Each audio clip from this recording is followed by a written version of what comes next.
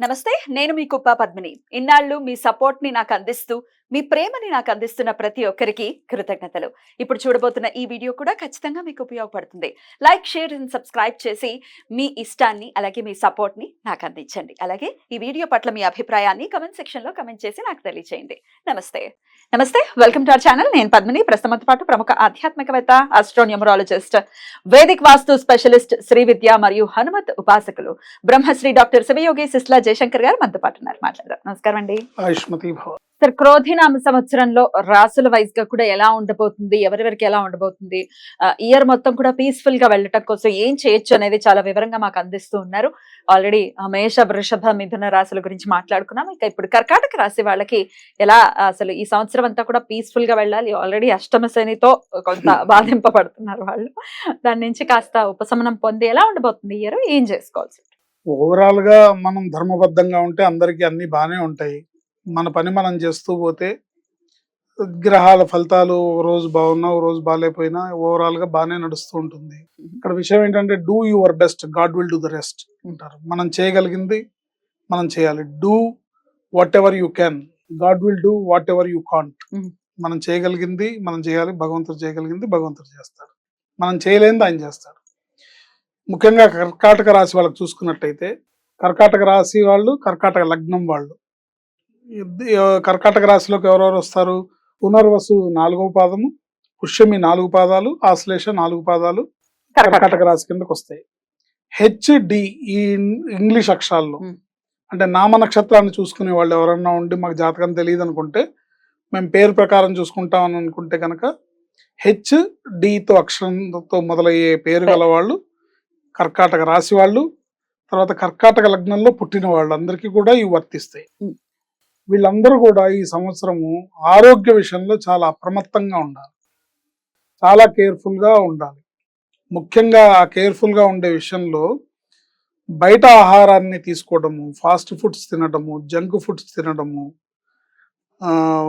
శుచి శుభ్రత లేని చోట ఎక్కడ పడితే అక్కడ టిఫిన్ చేయడం, రోడ్డు మీద నుంచొని, ఇప్పుడు సైకిల్ మీద పెట్టుకొని, అంటే నేను వాళ్ళ వ్యాపారాలని తప్పు పట్టట్లేదు, బట్ ఆరోగ్యం కూడా చాలా ఇంపార్టెంట్ కదా.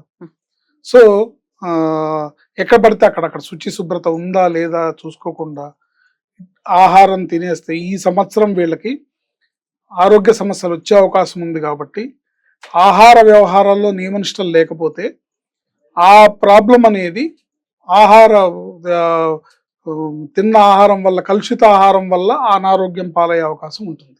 హోమ్లీ ఫుడ్, న్యూట్రిషియస్ ఫుడ్, కాస్త పళ్ళు, ఫలాలు, ఇంట్లో చేసిన పదార్థాలు మాత్రమే తీసుకోవడం వల్ల అనేక రకాల ఆరోగ్య సమస్యల నుంచి వీళ్ళు బయటపడి ఇబ్బందులు తప్పుతాయి. జాగ్రత్త పడాలి. మన చేతుల్లో ఉన్నప్పుడే మనం దాన్ని జాగ్రత్త చేసుకోవాలి. వన్స్ హాస్పిటల్కి వెళ్ళామో పడ్డామంటే చిన్న విషయానికి కూడా పెద్ద ఇబ్బంది పడే అవకాశం ఉంటుంది. ఈ సంవత్సరం వీళ్ళకి చిన్న విషయానికి కూడా చిన్న సమస్య వచ్చినా కూడా అది జటిలమయ్యే అవకాశం ఉంటుంది. అందుకని జాగ్రత్తగా ఉండాలి. ముఖ్యంగా ఉద్యోగస్తులు, వ్యాపారస్తులను తీసుకున్నట్టయితే వీళ్ళు ఏదన్నా నూతన కార్యక్రమాలు మొదలుపెట్టేటప్పుడు, కొత్త పనులు చేసేటప్పుడు, అంటే చేస్తున్న ఉద్యోగమే చేస్తూ ఉంటే ఓకే, కానీ టైం బాగాలేనప్పుడే ఒక పురుగు తెలుస్తుంది అనమాట. ఎక్కడో ఎవరో హై ప్యాకేజీ ఇచ్చారని, ఇక్కడ ఉన్నది వదిలేసుకొని అక్కడికి పోవాలని ఏదో ఆలోచనలు వస్తూ ఉంటాయి. తీరా అక్కడికి వెళ్ళిన తర్వాత ఇప్పుడు గాదిలే బాస్ తర్వాత అన్నారనుకోండి, ఇక్కడ పోతుంది అక్కడ పోతుంది. ఇలాంటి సమస్యలు ఈ రాశి వాళ్ళకి ఈ సంవత్సరం ఇక్కడ జరిగే అవకాశం ఉంటుంది. జాగ్రత్త అవసరం. ఆచితూచి అడిగేయాలి. మీ జాతకం చూపించుకొని ఎట్లా ఉందని ఒక నిర్ణయం తీసుకోవాలి. వ్యాపారస్తులు కూడా నూతన వ్యాపారాలని ప్రారంభించేటప్పుడు, నూతన పెట్టుబడులు పెట్టేటప్పుడు చాలా కేర్ఫుల్గా ఉండి, అన్నీ బాగున్నాయి అనుకున్నప్పుడే బ్రహ్మాండంగా ఉందండి మీ జాతకం, గోచారంలో కర్కాటక రాశికి అలా ఉన్నా మీ జన్మజాతకం బాగుంది, బ్రహ్మాండమైన యోగవంతకమైన కాలం నడుస్తుంది, డోంట్ వరీ అని అన్నప్పుడు అప్పుడు మీరు ముందుకు వేయచ్చు. లేకపోతే ఏమవుతుందంటే ధన నష్టం జరిగే అవకాశం ఉంటుంది, మాట పోయే అవకాశం ఉంటుంది, పరువు నష్టం జరిగే అవకాశం ఉంటుంది, బ్యాడ్ నేమ్ వచ్చే అవకాశం ఉంటుంది. ఇవన్నీ కాకుండా ఏదో చేయడం వల్ల రిలేషన్షిప్స్ కూడా పాడైపోయే అవకాశం ఉంటుంది. ఎందుకంటే మనం ఏదో చూసుకొని ఎక్కడో పెట్టుబడి పెట్టాలని ఎవరి దగ్గర తీసుకొస్తాము, తీరా ఇది అవ్వలేదు అది అవ్వలేదు అక్కడెక్కడ స్టక్అప్ అయింది. సో తెచ్చిన వాళ్ళు ఊరుకోరు కదా, ఎవరైతే ఇచ్చారో డబ్బులు వాళ్ళు ఊరుకోరు కదా, వాళ్ళు ఏంటి బాబు అని అడుగుతారు.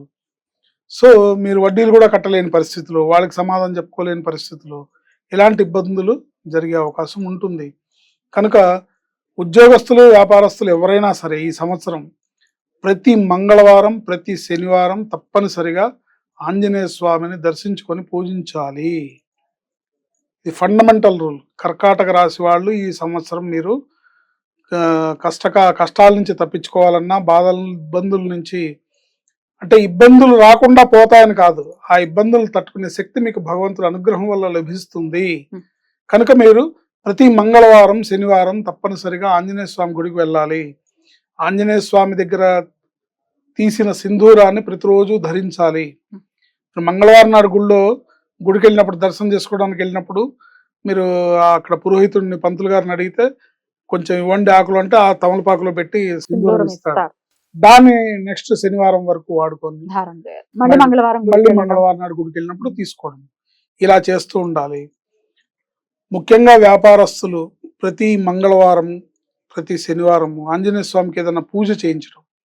అంటే ఉద్యోగస్తులకైతే అంత స్తోమత ఉండొచ్చు ఉండకపోవచ్చు, బట్ 108 తమలపాకులతో ఆంజనేయ స్వామికి పూజ చేయించడము, స్వామికి సింధూర లేపనం చేయించడము, లేదా వడమాల వేయించడము, ఏదో ఒకటి మంగళవారం శనివారం చేస్తూ ఉండటం ద్వారా ఈ సంవత్సరం అంతా కూడా మీరు అన్నిటా కూడా ఎక్కడా కూడా ఇబ్బంది పడకుండా గట్టెక్కే అవకాశం ఉంటుంది. విద్యార్థులు కూడా పొద్దున్నే లేచి, ఎందుకంటే శని భగవానుడి యొక్క పరిపాలనలో ఉంటారు, అష్టమ శని నడుస్తుంది కాబట్టి వీళ్ళు ఎంత లేజీగా మారుతారంటే ఇప్పుడు కాదులే తర్వాత చేద్దాం, లేద్దాం 8ంటికి 9ంటికి, ఇట్లా శరీరం అలా తయారవుతుంది. మీరు అప్రమత్తంగా ఉండి ఇదంతా గ్రహాల ప్రభావం అని మీరు గ్రహించి సూర్యోదయ పూర్వమే నిద్రలేచి చదువుకోవడం మొదలు పెడితే అన్ని రకాలుగా కూడా, ఎవరైతే సూర్యోదయానికి పూర్వం నిద్రలేస్తారో వాళ్ళకి శని భగవానుడి అనుగ్రహం లభిస్తుంది. శని భగవానుడి యొక్క అనుగ్రహం లభించడానికి రకరకాల పరిహారాలు చేస్తుంటారు అందరూ. దాంట్లో అత్యంత ముఖ్యమైనది, మీరు సూర్యోదయ పూర్వం నిద్రలేస్తే ఆయన సగం అనుగ్రహం ఇచ్చేస్తారు. పెద్ద రెమెడీ. ఎందుకంటే సూర్య భగవానుడు వాళ్ళ నాన్నగారు, ఆయన ఉదయించినాక ఎవడైతే పడుకుని ఉంటాడో వాళ్ళంటే ఆయనకి చాలా కోపం. రియల్, వాళ్ళంటే ఆయనకి చాలా కోపం అన్నమాట. సో ఎవరైతే సూర్యోదయ పూర్వం లేచి వాళ్ళ కాలకృత్యాలు తీర్చుకొని వాళ్ళ పనుల్లోకి వాళ్ళు వెళ్ళిపోతారో వాళ్ళకి ఆయన సగం అనుగ్రహం ఇచ్చేస్తాడు, ఏం చేసినా చేయపోయినా. ఇది ఈ విషయంలో జాగ్రత్తగా ఉండాలి విద్యార్థులు. విద్యార్థులు ఈ సంవత్సరం అంతా కూడా శ్రీ ఆంజనేయాయ శ్రీరామపాద సేవా దురంధరాయ నమః అనే మంత్రాన్ని జపించుకోవాలి. శ్రీ ఆంజనేయాయ శ్రీరామపాద సేవా దురంధరాయ నమః అనే మంత్రాన్ని జపించుకోవాలి. డెఫినెట్ గా మీరు చెప్పినటువంటి జాగ్రత్తలు తీసుకుంటూ, చెప్పినటువంటి మంత్రాన్ని జపించుకుంటూ కర్కాటక రాశి వాళ్ళు చాలా జాగ్రత్తగా డీల్ చేయాలి ఈ సంవత్సరాన్ని. ఈ సంవత్సరం ఒకటే అయిపోయిందంటే అష్టమశని అయిపోతుంది కాబట్టి ఒకంత ఊపిరి పీల్చుకునేటటువంటి పరిస్థితి ఉంటుంది. బ్యూటిఫుల్ గా వెళ్తుంది కాబట్టి ఈ ఇయర్ ని కాస్త జాగ్రత్తగా డీల్ చేయండి. ఉద్యోగస్తులు ఈ సంవత్సరం అంతా కూడా చెప్పినట్టుగా ఆంజనేయ స్వామి గుడికి మంగళవారం శనివారం వెళుతూ ఓం నమో భగవతే వాయునందనాయ శ్రీరామపాద సేవా దురంధరాయ నమః అనే మంత్రాన్ని నిరంతరం చాంటింగ్ చేసుకుంటూ ఉంటే బ్రహ్మాండమైన ఫలితాలు వస్తాయి. ఓం నమో భగవతే వాయునందనాయ శ్రీరామపాద సేవా దురంధరాయ నమః అని, దీనికి మీరు నడుస్తున్నా, వెహికల్లో ట్రావెల్ చేస్తున్నా, బస్సులో ట్రావెల్ చేస్తున్నా, బండి మీద వెళ్తున్నా అనుకుంటూ ఉండడం వల్ల, ముఖ్యంగా వాహనాలు నడిపేటప్పుడు జాగ్రత్త తీసుకోవడం వల్ల, వాహనాలు నడిపేటప్పుడు ఈ గ్రహస్థితి వల్ల ప్రమాదాలు జరిగే అవకాశం కూడా ఉంటుంది. ఎందుకంటే ఈ ఫాస్ట్ యుగంలో ఎవరి తొందర వాళ్ళది, పరిగెడుతూ ఉంటారు. సో ఇలాంటి టైంలో వాహనాలు నడిపే విషయంలో కూడా చాలా అప్రమత్తంగా ఉండాలి. తద్వారా వాళ్ళు ఆరోగ్యాన్ని కాపాడుకోగలుగుతారు, అదృష్టాన్ని కాపాడుకోగలుగుతారు. వీళ్ళకి ఎవరైనా సరే ఈ కర్కాటక రాశి వాళ్ళు, పిల్లలైనా పెద్దలైనా, వీలున్నప్పుడల్లా వీలైనన్ని సార్లు అవకాశాన్ని బట్టి తిరుమల తిరుపతి శ్రీ వెంకటేశ్వర స్వామిని దర్శించుకోవడం వీళ్ళకి. రైట్ సార్, చాలా బ్యూటిఫుల్ గా ఎక్స్ప్లెయిన్ చేశారు సార్. ఇక నెక్స్ట్ ఎపిసోడ్ లో సింహరాశి గురించి తెలుసుకుందాం. థ్యాంక్ యూ సార్, నమస్తే. ఆయుష్మతి.